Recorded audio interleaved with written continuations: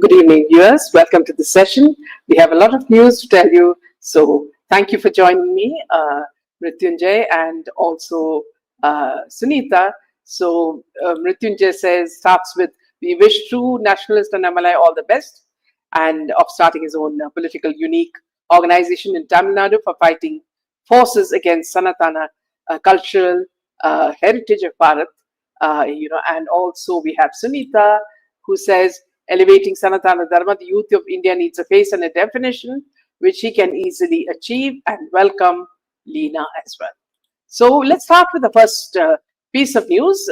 Today at 12 a.m., Annamalai announced the start of a movement that would eventually turn into a political party and contest the next Tamil Nadu elections as he finally quits BJP. So the announcement was made today. So it's a very,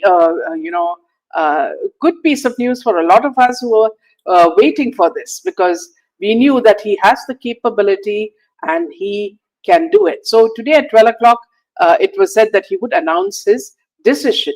So today, as you know, the former BJP Tamil Nadu chief said there was no need to come out of cult, there was a need to come out of cult politics and usher in common man politics in Tamil Nadu, as he announced his Annamalai Makkal Irakkam AMI movement. And what is significant, friends, is that the timing of Annamalai's move is significant. The rise of Vijay's TVK has shown that there is political space in Tamil Nadu, and beyond the Dravidian behemoths, DMK and AIADMK, the rise of TVK might have goaded Annamalai to chart a separate movement of his own. Will we see Talapati versus Singham contest soon? So this is something very much in the cards. Now he said that we will start a political movement. We will contest in the next election, for which we need to be ready. Annamalai, popularly known as Singham for his tough policing during his days as an IPS officer, said in a video message. He also gave a glimpse of the ideals that his output would be based on. Politics does not belong to any family. We will break the concept of permanent leaders, MPs and MLAs. We need to come out of cult politics and bring common man politics. The firebrand leader, widely credited for expanding the BJP's footprint in Tamil Nadu, said. Annamalai, as you know, an IPS officer who served in Karnataka, quit the service in 2019 to run an organization called We the Leaders Foundation.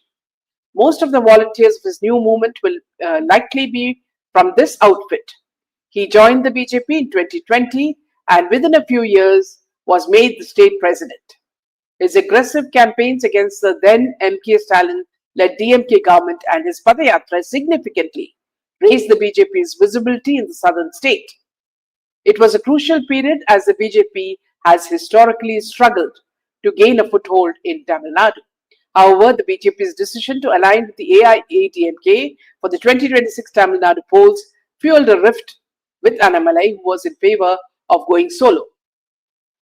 Now, Annamalai's resignation came after he traveled to Delhi earlier this week and held hectic meetings with Amit Shah and BJP Nitin Nabin.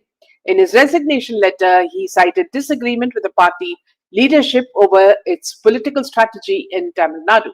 He did not back down from letting his displeasure be known in his video message. "I wanted the BJP to contest alone in the elections, had spoken to JP Nadda about contesting alone in local bodies and other elections," he said. Annamalai underlined that despite being in the BJP for the past 6 years, he had not sacrificed his Tamil identity. He stressed that his decision to quit the BJP was not taken in haste. "I informed the BJP brass first about my exit on December 4th, 2025, but I was asked to finish election work. So I stayed back," he said. Annamalai, who belongs to the Gaundar community, also spoke in detail about the next phase of his public life and political journey. He underscored that there was a need for the younger generation to join politics and urged newcomers to register on wetheleader.org. "We're not a competition for anyone. I urge those who want to come along to have patience. At the right time, it will be converted into a political party," he said. He said there was need for politics in Tamil Nadu that could bring about real change. At the same time, Annamalai made it clear that his movement won't be around just one individual. Our motto is let us also change to bring change. Our path will be positive path for common man politics. Now, the strange thing, friends, is that today two other people have resigned. So let me just get you the images for the two people I'm talking about. Yes, these are the two people. So Tamil Nadu BJP faced a jolt on today after two leaders walked out of the party just hours after former state party unit chief K. Annamalai's resignation. BJP state vice president Karu Nagarajan and state secretary Sumati Venkatesh also tendered their resignations. They confirmed their resignation and they also declared, in fact, the VP also declared his intention to join Annamalai's new political outfit. So now people are very, very positive about, the stand that Annamalai is going to take. So everybody, almost, even the people in BJP, the BJP supporters are standing with Annamalai, which means this could be some sort of a pact with the center, BJP in the center, that he could do it on his own and he would be the strength of, Tamil Nadu. So many of the people have just wondered how, Annamalai in such a short time has gathered so much of appeal. Now, admiration for Annamalai largely stems from his transition from a respected police officer to an assertive, grassroots-focused politician, which has resonated with voters looking for a change from the traditional Dravidian political duopoly in Tamil Nadu. Now, his appeal is based on several factors. Now, if you look at the Singham, image and administrative record, during his time as an IPS officer, particularly in Karnataka, he gained a reputation as a tough, no-nonsense administrator. This led to his moniker Singham, or the Lion, which created a perception of him as fearless, honest, and courageous figure, qualities many supporters feel are often missed in career politicians. Second point is that Annamalai is widely admired for his aggressive and outspoken stand against established parties like DMK and AIDMK. By framing these parties as family-run enterprises or corrupt, he attracted supporters who were disillusioned with dynastic politics and long-standing corruption allegations. The third point is he is credited with significantly increasing BJP's visibility in Tamil Nadu by engaging younger voters. So he's looking at youth appeal and modern communication. And he's done this through a strong social media presence and high energy campaigns like the En Makkal, My Land, My People. Now, his communication style, which often blends regional Tamil identity with broader Indian nationalism, is seen as a fresh alternative to traditional political rhetoric. Now, also, another point very important is, unlike many regional politicians who rose through family ties or party hierarchy, Annamalai presents himself as an outsider who rose through his own academic, he did his IIM in Lucknow, and professional merits. This meritocratic image is particularly compelling to upwardly mobile and professional demographics. And you'll see that everybody seems to support him because of all these qualities. And he has consistently championed Sanatana Dharma, which is a very, very important point.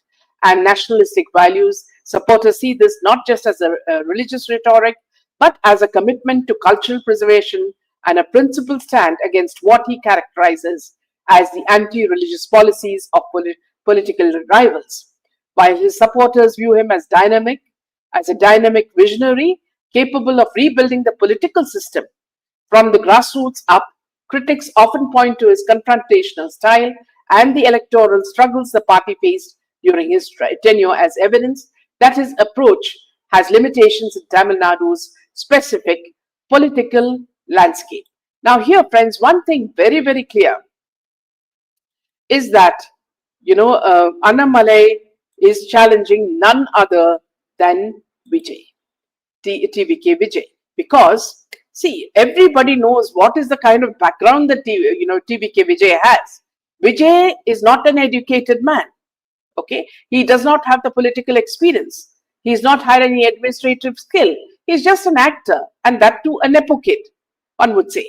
Okay. Second thing is that he has, had many sort of black marks in his career. He's not paid his taxes on time. There's a lot of other, problems in his, in his life. And then on top of that, Tamilians, really admire people with strong family backgrounds. And here is a man who has discarded his wife and his grown-up children, for an actress who is now showing off everywhere. He took this lady to Ajit's, mother's funeral as well. So people have been raising eyebrows, saying that, see, what sort of a man is Vijay? Even the son has discarded his father's surname and taken his mother's surname. So you can understand the kind of anger that people have against this man. And plus, the biggest point is that he is trying to bring in Christianity and make Tamil Nadu Christian, is what most of the critics are saying. That money has come in from the deep state, from Soros, organization, and it is helping to Christianize Tamil Nadu. So at this point, Annamalai has become the right person to fight this. So let me take a few comments that you have come across. A proper opposition is mandatory in Tamil Nadu. It's high time, says Sunita. Within a short time, people will realize there's no big difference between TVK, AIATMK, and DMK. Absolutely, Sunita. And Gopana says upset with Annamalai. No, I don't think you should, Gopana, because see, I think this is with the agreement of the BJP, because if he's going to have his own party, which becomes very strong, they will support BJP. So don't take it in the wrong spirit. And we can achieve our dreams only through a single nationwide party, not a local party. In Tamil Nadu, people prefer someone who's a Tamilian and who has a Tamilian spirit. So BJP has not been accepted as much because they see it as a North Indian party. So here I think he can break the ice and carve his own personality, and because he's a nationalist, he will join hands for sure with BJP. Now here there's another thing also that I want to tell you, is that I feel that he has the backing of none other than Rajnikant. Okay, so if Rajnikant is backing him with the money power and the nationalistic zeal that Annamalai has, and the money factor from Rajnikant, I think this is going to be a very good partnership. Rajnikant will keep a low profile if he's really doing so, and this will become a very strong partnership which will change the face of Tamil Nadu. So this is what I see. I mean, maybe there will be more changes. We really do not know. Now, another person who has really supported Annamalai is none other than Kalyan. So you see, he's another person who people really admire, Pawan Kalyan. The political alignment between Andhra Pradesh Chief Minister Pawan Kalyan and Tamil Nadu BJP leader Annamalai is rooted in shared ideological goals, particularly concerning the promotion of Sanatana Dharma, in Tamil Nadu. So let's see. The latest news is that Pawan Kalyan, who is the Deputy Chief Minister of Andhra, and Janasena Party chief, has now praised former Tamil Nadu BJP President Annamalai. And one second, friends. So let me just change the image. Yeah. So now, speaking about Annamalai's political journey, Pawan Kalyan said that the BJP leader occasionally felt isolated while navigating challenges in public life and only required a little guidance during difficult moments. He described Annamalai as someone driven by ideology and determination, adding that such leaders are important for the future political landscape of Tamil Nadu.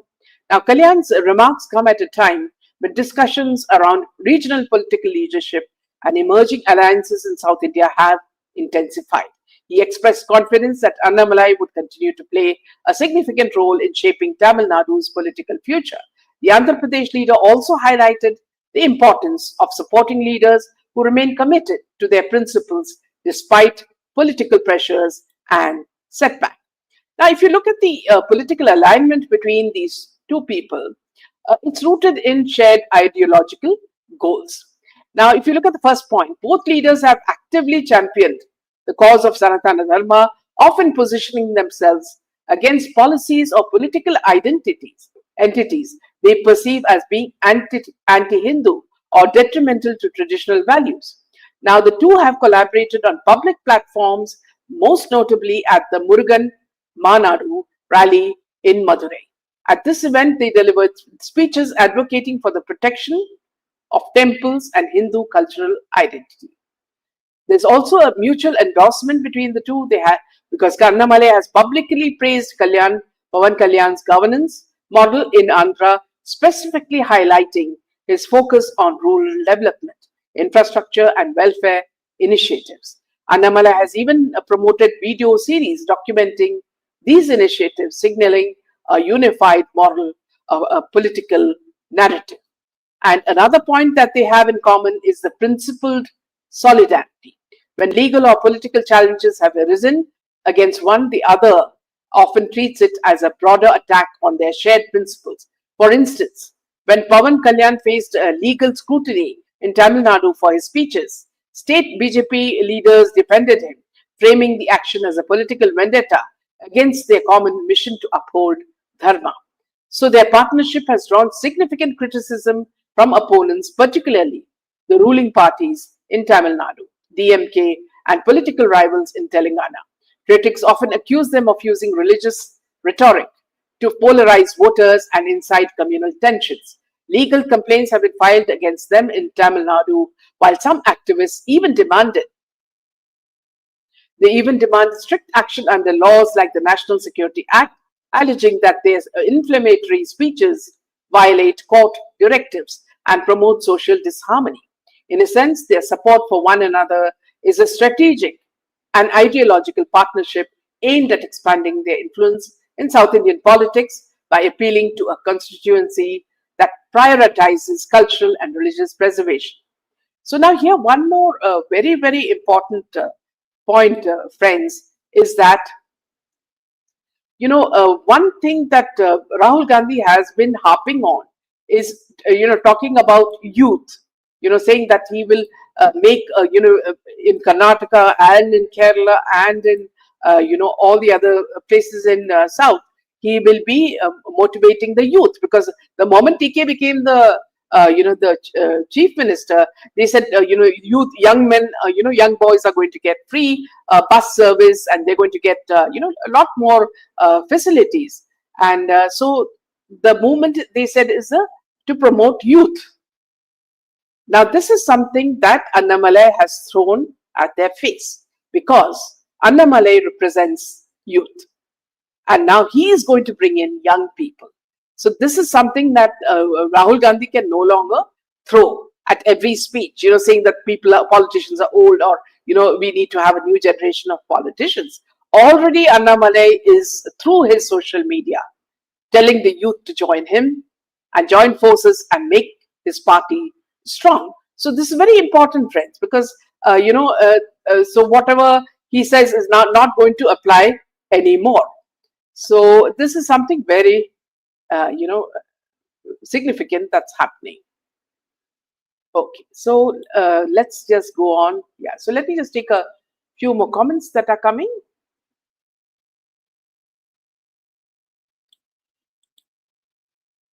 A Tamil Muslim brother never fights with a Kashmir Muslim brother. That's why are you not speaking Tamil? Yes, hope so. Yeah, okay. So yeah, thank you, Gopana. And I think you were just agreeing with what I said. Now, I feel Vijay is a very weird CM. It seems that he's lost somewhere, says Dhanashree, and least interested or not interested in his post. Even his movies seem to be anti-Hindu. So, Dhanashree, you're very correct, because every time, the camera captures him at a meeting or something, he looks lost. Either we feel that he's having some, he must have had something, or he's least interested in politics. So it's like, he's the most uninterested politician in Tamil Nadu. So that what you said is very, very True. Now, you also say that Rajnikant is, yes, far better, but he never had the courage to come and stand up.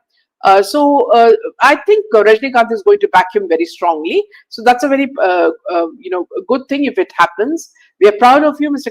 Kalyan, for providing more support to Annamalai, who is the best choice to be the future CM of Tamil Nadu, says Janathan. Absolutely, well said, Janathan. And only if like-minded people like him join hands will these things be achieved. I hope Annamalai is the only person eligible to lead a decent and democratic political movement, says Shiva, in Tamil Nadu. He can keep the system in the in a right way, says Shiva. Yes, absolutely. Well said, Shiva. Yeah. So now let's move on to the next piece of news. So we're talking about none other than D.K. Shivkumar. Now, D.K. Shivkumar, even before he is, okay, one more point. Hari says, Annamalai is the true face of Hindutva of South. Absolutely, Hari. Now, D.K. Shivkumar, even before, taking his role as the Chief Minister of Karnataka has landed in problem. Now, you'll see that people are very, very unhappy with the cabinet post they've got. Senior Congress leader Ramalingam Reddy resigned from the Karnataka cabinet just 2 days after taking oath as a minister, reportedly unhappy with the portfolio assigned to him in the D.K. Shivkumar. He did not want the irrigation government. He wanted the land development. Now, what does it seem to you? Is it a ministry where you can make money? Have all these people in Congress been making money? All these ministers been making money? Okay, do they see it as that, or do they want to do something for the country and the state? Is my question. Now, Reddy is said to have expressed disappointment over not receiving the Bangalore development portfolio. That is, I guess, the one ministry where you can make a lot of money, is what I heard, which he believes has been promised to him during cabinet discussions. Instead, he was allocated the major and medium irrigation department, leading to tensions within the newly formed administration. His resignation has triggered political embarrassment for the Congress government, with opposition parties pointing to growing internal dissatisfaction over cabinet formation and portfolio distribution. Reacting to the development, Chief Minister D.K. Shivkumar described Ramalinga Reddy as one of his closest friends and indicated that efforts would be made to resolve the issue. However, Reddy maintained that he could not continue in the cabinet against his conscience and would instead serve only as an MLA. The resignation has also intensified discussions about factionalism and power sharing within the Karnataka Congress following the recent leadership transition in the state. So now you will see that the political landscape in Karnataka is defined by significant internal fractures and questions of authority that go beyond typical party management. Now, what is this internal instability about? The recent resignation of veteran leader Ramalinga Reddy occurred just 2 days after being sworn in. It signifies deep satisfaction within the Congress ranks regarding the new cabinet formation. And you'll see that, it looks like as if, DK is not in control, because all of them are saying that we will speak to, Kharge. Now, is Kharge the chief minister, or is, this man, DK Shivkumar, the chief minister?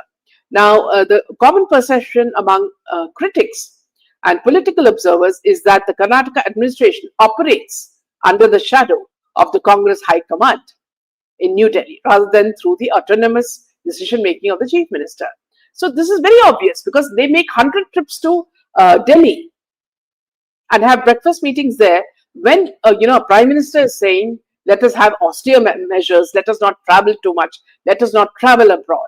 And here these the Congress party members are traveling to and fro as if they are traveling from one locality to another locality, and not from one state to another. You can imagine the kind of expense, and all by private jet, you see. And then you're talking about the government hurdles. The transition period has been marked by what may describe as a total chaos, characterized by public dissent from senior leaders and a struggle to balance factions that are competing for influence. Now, In this case, it looks as though DK is merely a puppet. The characterization of DK Shivkumar as a figurehead is a strategic tool used by political opponents to frame the government as a proxy for the central leadership's agenda, which observers argue that undermines his administrative authority. The tension currently unfolding, in Bangalore reflects a struggle where local leadership is being heavily scrutinized for its perceived lack of independent mandate, while simultaneously dealing with high-profile resignations that directly challenge the stability of the newly formed government. So it's very obvious that a lot of the people in the in his party are very, very disillusioned, and they are moving out. Let me tell you that they are not moving out because of love for the for the nation of the state. They're moving out because the portfolio they're given does not have much scope to make money. That seems very obvious. So let me just take a few more comments. Everyone is after post because aim is corruption, not helping voters who voted for these candidates, says Lena very, very precisely. This is exactly what we're talking about, And so let me just take a few more comments. Lena says, I'm not participating, only listening because I don't understand South Indian politics. Absolutely, no problem. Very sad that Gen Z, how they voted for Vijay, says Ashwini. What fate for Tamil Nadu, who openly disgraced every Hindu without speaking. Yes, and Vijay did not even stand up when Udaynidhi Stalin said that, Sanatana Dharma should be destroyed. I mean, who the hell are they? And then Udaynidhi Stalin should tell his mother to stop going to temples and hitting her head on the walls of the temples, isn't it? Right. So they have people who practice Hinduism in their house, and they say discard Sanatana Dharma. Discard even your Hindu names then, make it whatever name you want. Don't take it from our Dharma, is something that people will say. Now, what Rahul Gandhi is talking about youth, how old is he? Still, he considers himself youth. 57-year-old young man, says Dhanashri. Well said. And everyone is after post because, as Leena said, very well said, comment from Leena. And Janardhan says, Annamalai may be the better choice for the Hindus. I do not have much trust in Joseph Vijay to solve religious issues. He failed to address the Sanatana Dharma issue recently raised by DMK. Very well said. And point is taken. The Legislative Assembly of Karnataka is becoming a musical chair game. So here what is happening is that, DK Shivkumar, even you saw at the swearing-in ceremony, he was not in control. He was like, he was just walking around doing things, even his mind was not in what he was saying. Even when the governor was, wanted to swear, start the oath, he was sitting down. And then Kharge had to say, please get up. So what is happening? Was it a whole, mockery of the, such a, what you call auspicious occasion where so many people are watching you? So it's very, very, very upsetting to see the way, Karnataka is going. Now, moving on to the next piece of news. The situation surrounding Ranveer Singh is primarily high-stakes professional and, contractual dispute rather than a coordinated industry campaign against his success is what the people are saying. Now, the people in Bollywood are saying it's not because of his success. Rahul, as you know, Ranveer Singh has been in the limelight for a while now, and the stupendous success of Dhurandhar is not the only reason. The actor has been dominating headlines ever since his abrupt exit from Farhan Akhtar's Dawn 3. Now, actor Jishu Sengupta, who forms an integral part of the film industry, having worked across languages and is now gearing up for his OTT release Brown, shared his broader views on how an action such as a non-cooperation directive against an actor can impact the fraternity at large. In an interview, he said that no one knows what actually happened. All we know is there was a problem and it was sorted out. But what the actor asks is there's no need to make it public. 100 films go on the floor every day, which may be a small film or a big film. And if I'm skillful and I have the talent, I will get work. If I'm not, I won't get work. This profession is so black and white in that sense. The other part, banning someone, is not right, which is my opinion, because it's an individual space. Of course, we can sit across, there will be problems. And he added that it's like family, it's a big family. and we spend more time on this family than our own family at home. You sit across the table and sort it out. Why would I want to make it public? It's my family. We'll sort it out amongst ourselves. So that is what I believe. Now, see, this is something. This is an opinion from one of the say. But the truth is that Ranveer Singh at the moment is a high stakes professional, and the contractual dispute is he says that there were many reasons for his backing out. Now, Excel Entertainment, the production house, alleged that the actor's last minute exit caused them financial losses of approximately 45 crores, which they spent on pre-production, including action training and costume trials. Now, during closed-door mediation, now we should listen to also Ranveer Singh's side. Ranveer Singh reportedly cited several grievances, including dissatisfaction with the script, concerns over the filmmaker's availability, a reduction in his fee, and a significant cut to the film's total budget. In response, the producers presented communication records such as WhatsApp messages to counter his claims and questioned whether his decision to leave was influenced by his recent success with the Dhurandhar franchise. Now, the FWICE, which is FICE, issued a non-cooperation directive against the actor, which was seen by some as an attempt to penalize him. However, this directive was revoked on June 3, 2026, following legal notices from the actor and intervention from other bodies like the Producers Guild of India and IMPPA, which emphasized resolving the issues through dialogue rather than confrontation. Now, the Producers Guild of India has used this case to highlight a growing instance of talent abandoning projects at the 11th hour, which they argue damages the industry's credibility and the livelihoods of crew members. While they criticize this behavior, they've also explicitly stated they're not calling for bans or orchestrated boycotts, framing their stance as a push for professional ethics and a free and fair business environment. So this is something,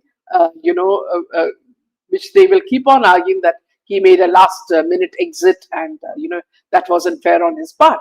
But we all know that the truth is that Bollywood has been shaken and they are down on their knees because of the success of Dhurandhar 1 and Dhurandhar 2. So they can't compete. And that's why all the, fossilized Khans are taking a backseat. DK Shiv Kumar seems to be unhappy with the Congress High Command, says Dhanashri. So on this note, we end the session. We'll see you tomorrow with a lot more news. Good night, Jai Hind, and Jai Shri Ram.